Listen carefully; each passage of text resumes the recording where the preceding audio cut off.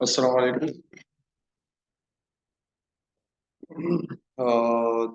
सबसे पहले मैं अपना अस्सलाम वालेकुम। मैं अपना इंट्रोडक्शन कराना चाहूँगा। मेरा नाम सजाद है और मैंने अभी जो BSN है वो रॉयल कॉलेज ऑफ नर्सिंग सवाद से किया हुआ है। और today is our demo class. तो अगर आप लोगों की कोई क्वेश्चन हो, अगर बाद में वो आप लोग कर सकते हैं। सर ने कहा था कि इन लोगों के साथ जो है ना एक डेमो क्लास ले लें फार्माकोलॉजी। तो जो टॉपिक मैंने सेलेक्ट किया है वो है एंटी माइक्रोबियल ड्रग्स। वली साहब ने बताया है कि आप लोगों ने इसके बारे में पहले ये यूनिट आप पढ़ चुके हैं। तो एक किस्म की आप लोगों की रिवीजन भी हो जाएगी और अ, मेरी जो डेमो क्लास है वो भी हो जाएगी। तो स्टार्ट कर लेते हैं। सब रेडी है ना? जी सर। अच्छा। जी। एंटी माइक्रोबियल जो ड्रग्स होते हैं, तो सबसे पहले हमें ये जानना चाहिए कि एंटी माइक्रोबियल हम किसको देते हैं, किस वजह से देते हैं। तो एंटी माइक्रोबियल जो हमारे पास माइक्रो ऑर्गेनिज्म होते हैं, जो माइक्रोस्कोप के जरिए जो हम वो डिटेक्ट कर सकते हैं, या जो लेबोरेटरी टेस्ट के जरिए हम डिटेक्ट कर सकते हैं। तो इनको ख़त्म करने के लिए, या इनकी जो ये इन्फेक्शन काज करती है, वो माइक्रो ऑर्गेनिज्म के लिए जो हम ड्रग इस्तेमाल करते हैं उनको एंटी माइक्रोबियल ड्रग्स कहते हैं। तो इसके जो हमारे ऑब्जेक्टिव्स है इस यूनिट के, तो वो है discuss and review common terms and concept related to antimicrobial therapy. जो हमारे पास कॉमन टर्म्स है या कॉन्सेप्ट है माइक्रो एंटी माइक्रोबियल थेरेपी के हवाले से, वो हम डिस्कस करेंगे। Mechanism of action and indication of using anti microbial therapy के, हमारे जो एंटी माइक्रोबियल है उनके मैकेनिज्म ऑफ एक्शन क्या है, मोड ऑफ एक्शन क्या है, वो किस तरह काम करते हैं, और हम वो एंटी माइक्रोबियल कहाँ पर जो है ना वो इस्तेमाल करते हैं, तो ये हम पढ़ेंगे।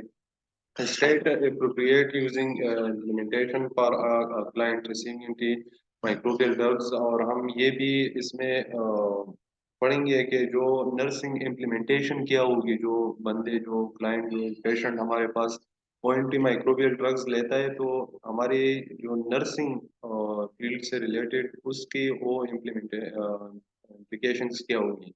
Discuss general principles and concentration related to antimicrobial therapy. जो जर्नल प्रिंसिपल और कंसंट्रेशन है कि कहाँ पर हम यूज करेंगे वो पढ़ेंगे। Calculate the drug doses for oral and parenteral antimicrobial drug. जो हम IV ड्रग्स देते हैं या हम ओरली कोई ड्रग्स देते हैं, तो इसकी कैलकुलेशन हम कैसे करेंगे। अगर कोई पेशेंट हो उसको प्रिस्क्राइब कितना डोज है हमारे पास अवेलेबल, कितना है, हम उसमें से कितना देंगे, तो ये सब जो है ना हम ये इस यूनिट में पढ़ेंगे। तो स्टार्ट कर लेते हैं। फर्स्ट ऑफ ऑल, आवाज सही आ रही है ना आपको? आवाज में कोई मसला तो यस नहीं? सर। No sir. सही है। इन एंटी जी माइक्रोबियल सर। थेरेपी जी, जो हमारे पास फर्स्ट स्लाइड है, तो इसमें ये है कि an antimicrobial therapy kills or inhibit the growth of microorganism such as bacteria, fungi और प्रोटोजोआ, वायरसेस एटसेट्रा। ये जो हमारे पास माइक्रो ऑर्गेनिज्म होते हैं, तो जिस तरह मैंने पहले बताया कि एंटी माइक्रोबियल थेरेपी का मकसद ये है कि हम किसी माइक्रो ऑर्गेनिज्म को जो है ना, ये दो तरीके के काम करते हैं एंटी माइक्रोबियल थेरेपी। या तो मुकम्मल किल कर लेते हैं, या जो है ना उसकी ग्रोथ को जो है ना वो इनहिबिट करते हैं, उसकी ग्रोथ को रोक लेते हैं। तो दो किस्म की जो है ना ये फंक्शन करते हैं एंटी माइक्रोबियल जो थेरेपी है। तो अभी जो एंटी माइक्रोबियल हमारे पास किसी माइक्रो ऑर्गेनिज्म को किल कर देते हैं, तो वो जो एंटीबायोटिक्स होते हैं, एंटी माइक्रोबियल होते हैं, वो हमारे पास माइक्रोबायोसाइड्स थेरेपी कहते हैं, जो बिल्कुल खत्म कर लेते हैं किसी माइक्रो ऑर्गेनिज्म को, जो जहाँ पर हो उसको बिल्कुल खत्म कर लेते हैं। तो इस थेरेपी से को हम क्या कहते हैं, माइक्रो बायोसाइड्स कहते हैं। बायोसाइड, बायोसाइड मतलब बायो लाइफ साइड, खत्म करना, सही है। इस तरह जो दूसरा है जो हमारे पास inhibit the growth of microorganism, The therapy that only inhibit the growth of microorganism is called microbiostat. Biostatic जो हमारे पास जो माइक्रो ऑर्गेनिज्म होते हैं तो उसको किल नहीं करते हैं, लेकिन इस तरह करते हैं कि इसकी ग्रोथ को जो है ना, इसकी जो प्रोटीन सिंथेसिस है उसको जो है ना वो इनहिबिट कर लेते हैं। इसकी वजह से जो है ना वो फिर ग्रोथ नहीं होगी, तो इसकी डेवलपमेंट नहीं होगी, तो ये जो है ना वो डिवाइड नहीं होगा। तो इस तरह जो ये दो थेरापी है हमारे पास एंटी माइक्रोबियल थेरापी में आते हैं। सही है। तो एंटी माइक्रोबियल थेरापी में हमारे पास कुछ टॉपिक्स है। इसमें फर्स्ट जो है ना वो एम्पिरिक है। एम्पिरिक थेरापी या एम्पिरिकल थेरापी। एम्पिरिकल थेरापी इस तरह होती है कि हमारे पास एक पेशेंट आता है, उसकी जो है ना वो हमें पता नहीं होता है कि इसको कौन सा डिजीज है, कौन सी माइक्रो ऑर्गेनिज्म जो है ना इस उसमें जो है ना वो इन्फेक्शन काज किया हुआ है, लेकिन हम जो है ना उसको एंटीबायोटिक्स या एंटीमाइक्रोबियल पर डाल देते हैं। ड्यू टू हम किस वजह से, उसकी साइन एंड सिम्टम्स की वजह से हमें पता नहीं होता है कि कौन सी बैक्टीरिया है, कौन सी जो है ना वो फंगल इन्फेक्शन है, लेकिन हम एंटीबायोटिक पर डाल लेते हैं। तो ये एम्पिरिकल थेरापी होती है। इसमें लिखा है कि infecting organism not yet identified. जो इन्फेक्टिंग ऑर्गेनिज्म होती है, हमें ये पता नहीं होता है कि ये ग्राम नेगेटिव बैक्टीरिया है, ग्राम पॉजिटिव बैक्टीरिया है। जिस तरह हमारे पास वार्डों में जो है ना पेशेंट आता है, तो जो फिजिशियन होते हैं वो अक्सर ये सेफ्ट्रेक्सोन जो इंजेक्शन हम ज्यादातर लगा लेते हैं ना, तो हमें ये पता नहीं होता है कि ये जो इन्फेक्शन इसको हुआ है ये ग्राम नेगेटिव से हुआ है कि ग्राम पॉजिटिव से हुआ है। लेकिन हम जो है ना वो उसकी जो ट्रीटमेंट है वो एंटीमाइक्रोबियल पर जो है ना वो शुरू कर लेते हैं। तो ये इस तरह की जो थेरापी हम देते हैं तो इसको कहते हैं एम्पिरिकल माइक्रो एंटीमाइक्रोबियल थेरापी कहते हैं। और इसमें ज्यादातर जो हम यूज करते हैं वो ब्रॉड स्पेक्ट्रम असल में वो एंटीबायोटिक होते हैं जो ग्राम पॉजिटिव और ग्राम नेगेटिव दोनों पर जो है ना वो असर करते हैं। तो इसलिए हम जो एम्पिरिकल थेरापी है इसमें जो है ना हम ब्रॉड स्पेक्ट्रम का यूज कर देते हैं। इसके बाद है डिफिनेटिव। जो ये टॉपिक्स ये जो वर्ड है इससे भी अ, हमें पता चलता है कि डिफिनेटिव मतलब organism identified and specific therapy chosen.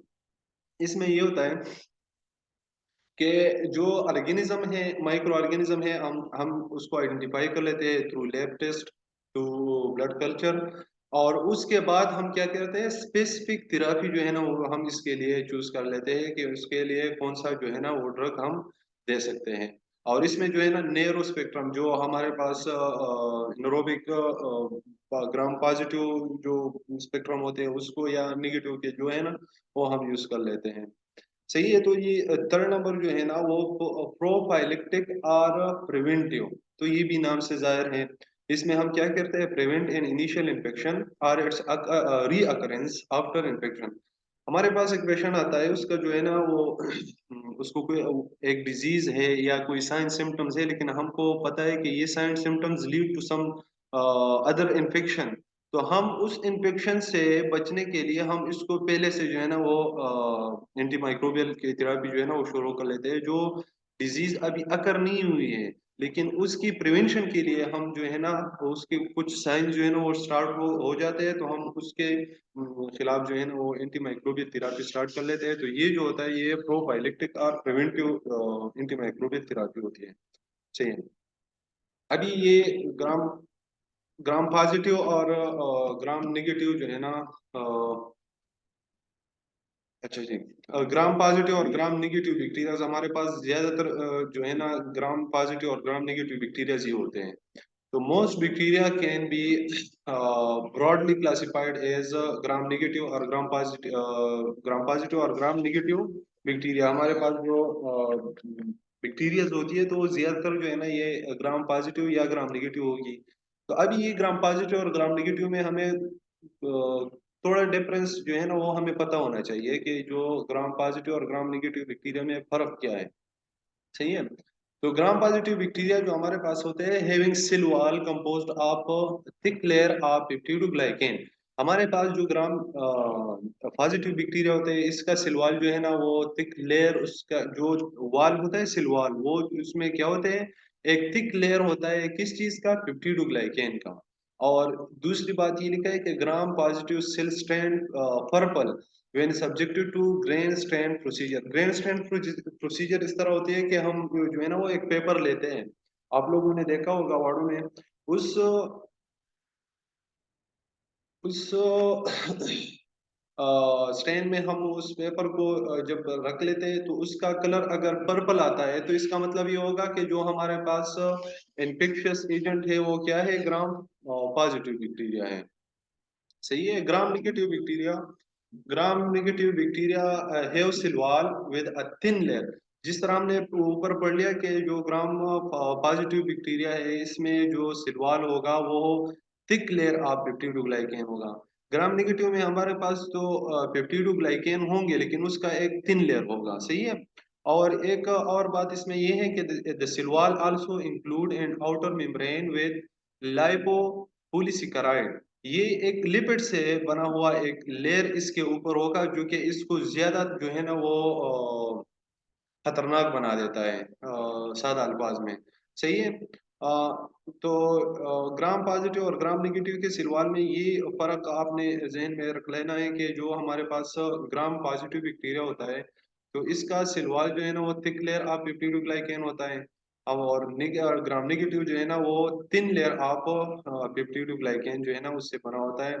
और निगेटिव ग्राम नेगेटिव बैक्टीरिया में जो एक्स्ट्रा बात है वो ये है कि इसके जो आउटर मेम्ब्रेन है इसमें लाइपोपॉलीसेकेराइड मॉलिक्यूल जो है ना वो अटैच होते हैं। सही है। और इसके बाद ग्राम नेगेटिव बैक्टीरिया स्टैंड पिंक। जिस तरह हमने ऊपर पढ़ लिया कि ग्राम पॉजिटिव का पर्पल आएगा और ग्राम नेगेटिव का जो है ना वो पिंक आ जाता है when subjected to gram stain procedure. जब हम ग्रेन स्ट्रेन प्रोसीजर में इसको टेस्ट कर लेते हैं तो इसका जो पेपर है ना वो पिंक हो जाता है। सही है। अच्छा, ये लास्ट पॉइंट जो है ना इस स्लाइड का, while both gram positive and gram negative bacteria produce exotoxin, only gram negative bacteria produce endotoxin। हमारे पास जो ग्राम पॉजिटिव और ग्राम नेगेटिव बैक्टीरिया होते हैं तो इन दो ये दोनों जो है ना एक्सोटॉक्सिन दोनों पैदा कर लेते हैं। लेकिन ग्राम नेगेटिव बैक्टीरिया एक ऐसी बैक्टीरिया है जो एक्सो एंडोटॉक्सिन बनाते हैं। और ये किस वजह से, ये ओनली वो जो लिपिड लेयर्स है उसके ऊपर, उसके सिलवाल के ऊपर, तो उस वजह से जो है ना ये एंडोटॉक्सिन बनाते थे। अभी ये एक्सोटॉक्सिन और एंडोटॉक्सिन का जो डिफरेंस है वो ये है कि जो हमारे पास एक्सोटॉक्सिन होते हैं तो ये हमारे पास ये बैक्टीरिया के अंदर बन जाते हैं और ये फिर बाहर निकाल लेते हैं।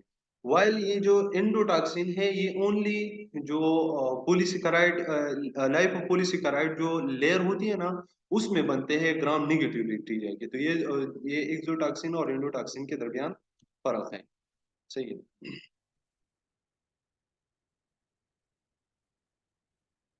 अच्छा जी, ये डायग्राम में आप लोग देख लेना, ये जो पेप्टिडोग्लाइकेन है ग्राम पॉजिटिव और ग्राम निगेटिव बैक्टीरिया के दरमियान, तो ये देखे ये पेप्टिडोग्लाइकेन और ये सेल मेम्ब्रेन और ये जो लेयर बना हुआ है ना ये ग्राम नेगेटिव के ऊपर आपको ये ब्लू कलर का दिख रहा होगा। तो ये जो लेयर बना है तो ये हमारे पास लाइपोपॉलीसेकेराइड जो है ना वो लेयर बना हुआ है। तो ग्राम पॉजिटिव में ये लेयर नहीं है। सही है। और ये जो है ना थिक लेयर है और ये जो है ना ये थिन, सॉरी, ये जो निगेटिव ग्राम निगेटिव बैक्टीरिया है इसमें ये लेयर आप देख ले ये थिन है। लेकिन इसके ऊपर जो ये लेयर बना हुआ है पॉलीसेकेराइड का तो ये इसको ज्यादा जो है ना वो खतरनाक बना देते हैं। और एक और बात अपने साथ नोट कर ले कि जो हमारे पास एनाफाइलेक्टिक शॉक्स होते हैं ड्यू टू बैक्टीरिया तो वो ज्यादातर, बल्कि टोटली तकरीबन ये ग्राम नेगेटिव बैक्टीरिया की वजह से होती है। और ये जो है ना ये इसकी वो है कि ये सेप्सिस काज करने में जो है ना ये ग्राम नेगेटिव बैक्टीरिया की जो हेल्प कर देते हैं वो ये इसकी ये लाइपोपॉलीसेकेराइड लेयर होती हैं। अच्छा जी, अभी ये इसमें कुछ डिफिनीशंस है। डिफिनीशन में जो फर्स्ट है वो है एक्सक्यूज मी इन्फेक्शन। सर, आपकी आवाज सही नहीं आ रही। आवाज सही नहीं आ रही है? अच्छा जी, एक मिनट में चेक कर लेता हूँ।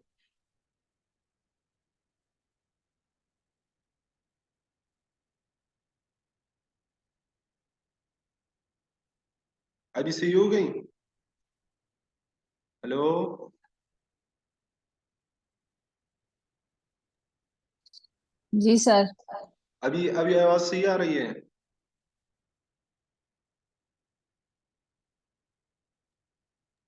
जी सर, अभी सही आ रही है, पहले कट कट के आ रही थी।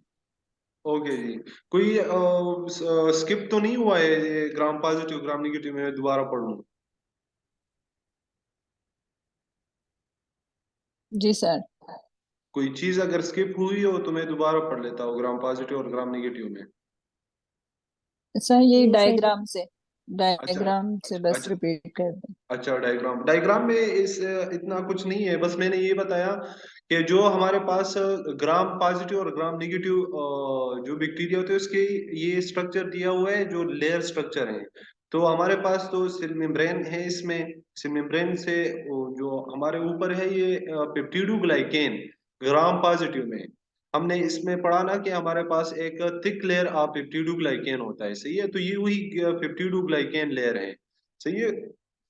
और हमने पढ़ा कि जो ग्राम नेगेटिव बैक्टीरिया होती है उसकी लेयर जो है ना वो थिन लेयर ऑफ पेप्टिडोग्लाइकेन होती है। तो ये लेयर जो है ना वो पेप्टिडोग्लाइकेन की वो थिन लेयर है, लेकिन इसमें जो एडिशनल बात है वो ये है कि इसके आउटर साइड पर जो है ना वो लाइपोपोलिसिक्राइड जो है ना एक लेयर बन जाती है, जो इसको ज्यादा खतरनाक बना देती है। जो मैंने एक और बात ये कही कि जो हमारे पास एनाफाइलेक्टिक शॉक्स होते हैं तो ज्यादातर जो है ना वो ये ग्राम निगेटिव बैक्टीरिया की वजह से होती है। जो सेप्टिक शॉक होते हैं तो ये ज्यादातर जो है ना ये ग्राम निगेटिव बैक्टीरिया की वजह से होती है। अभी समझ में आ गई?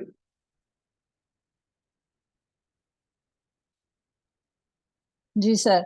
सही है।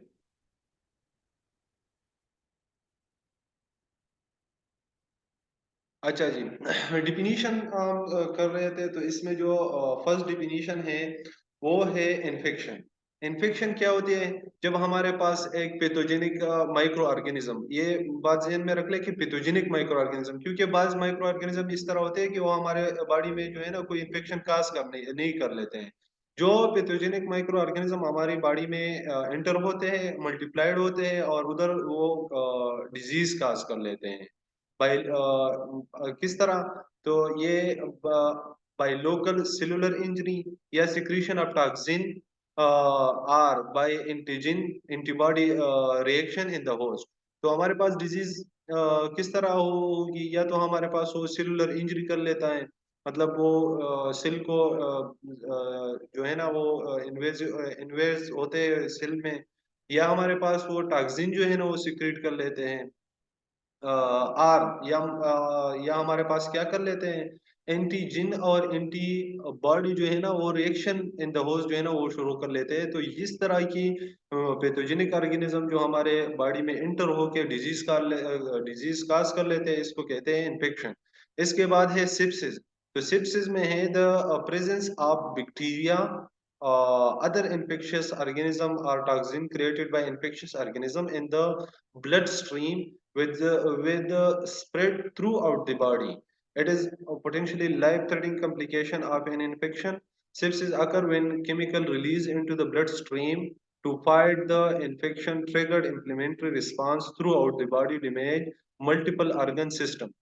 सिप्सिस ये होता है कि जब हमारे पास कोई इन्फेक्शियस ऑर्गेनिज्म हो, कोई बैक्टीरिया हो, कोई टॉक्सिन हो, वो जो इन्फेक्शियस ऑर्गेनिज्म होते हैं, इन्फेक्शन ऑर्गेनिज्म, यही बैक्टीरिया माइक्रो ऑर्गेनिज्म, वो हमारे ब्लड स्ट्रीम में आ जाते हैं, फिर जो है ना वो spread through out the body जो है ना वो फैल जाते हैं।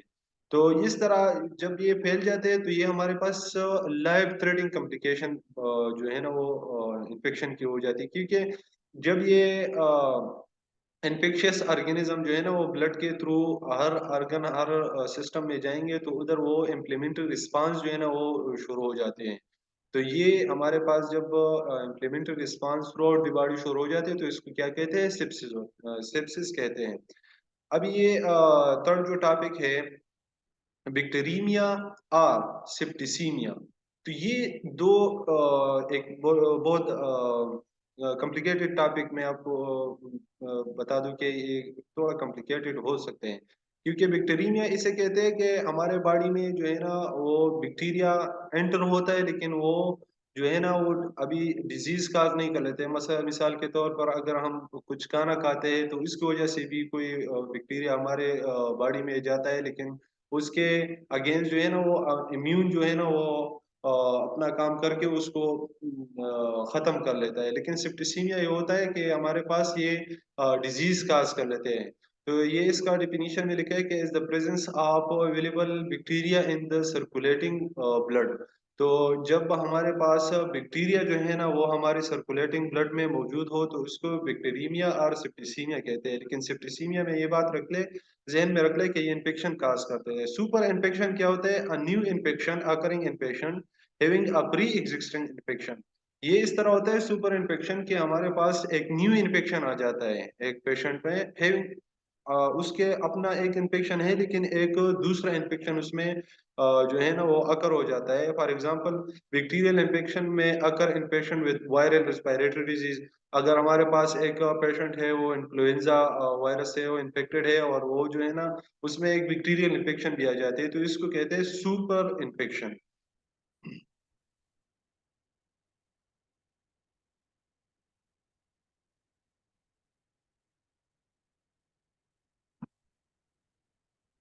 अच्छा जी, कीमोथेरापी। कीमोथेरापी हमारे पास क्या होती है? It means using chemical agent that are selectively toxic to causative agent of the disease such as microorganism और malignant सेल।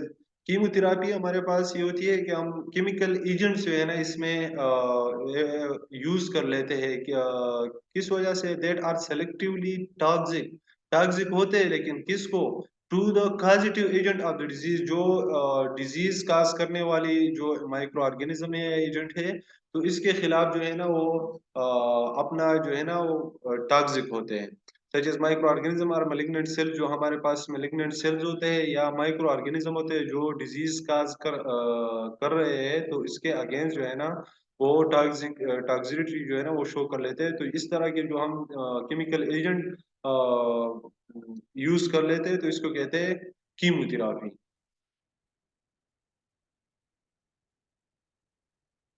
मेलिग्नेंट सेल जो हमारे पास कैंसर सेल्स होते हैं तो उसको जो है ना वो मेलिग्नेंट सेल्स होते हैं, तो उसमें भी हम कीमोथेरापी कर लेते हैं उस सेल्स को जो है ना खत्म करने के लिए। इसके अलावा एंटी माइक्रोबियल ड्रग्स। तो एंटी माइक्रोबियल ड्रग्स नाम से ही वाज़ेह है कि drugs that are used to treat infection with microorganism are known as antimicrobial drugs. जो ड्रग्स हम यूज कर लेते हैं किसके लिए? ट्रीटमेंट के लिए। जो इन्फेक्शन हमारे पास माइक्रो ऑर्गेनिज्म की वजह से आ जाते हैं तो इसको एंटी माइक्रोबियल ड्रग्स कहते हैं। एंटीबायोटिक्स क्या है? Antibiotics are chemical substance produce from various microorganism. ये बात ज़हन में रख ले कि जो एंटीबायोटिक होते हैं तो हम इसको बैक्टीरिया और फंजाई से ही लेते हैं। और किस लिए लेते हैं? दैट किल और inhibit the growth of other micro organism. लेकिन ये बैक्टीरिया से या फंजाई से जो है ना हम केमिकल सब्सटेंस जो है ना वो लेते हैं ताकि जो इसकी इस तरह की जो अदर बैक्टीरिया और फंजाई है उसको खत्म कर ले या इसकी ग्रोथ को जो है इनहिबिट कर ले। Antibiotic resistance. अब ये एंटीबायोटिक रेजिस्टेंस हमारे पास क्या होती है? Antibiotic resistance is the ability of bacteria fungi to resist the effect of antibiotics. जो बैक्टीरिया जो माइक्रो ऑर्गेनिज्म है वो बाज औकात जो हम एंटीबायोटिक देते हैं उसको रेजिस्ट कर लेते हैं, मतलब उसका असर नहीं रहता है इस एंटीबायोटिक का बैक्टीरिया पर या फंजाई पर वो असर नहीं रहता है। तो जो रेजिस्टेंस बैक्टीरिया या फंजाई किसी एंटीबायोटिक को रेजिस्ट कर लेता है तो ये जो है ना इसको क्या कहते हैं? एंटीबायोटिक रेजिस्टेंस कहते हैं।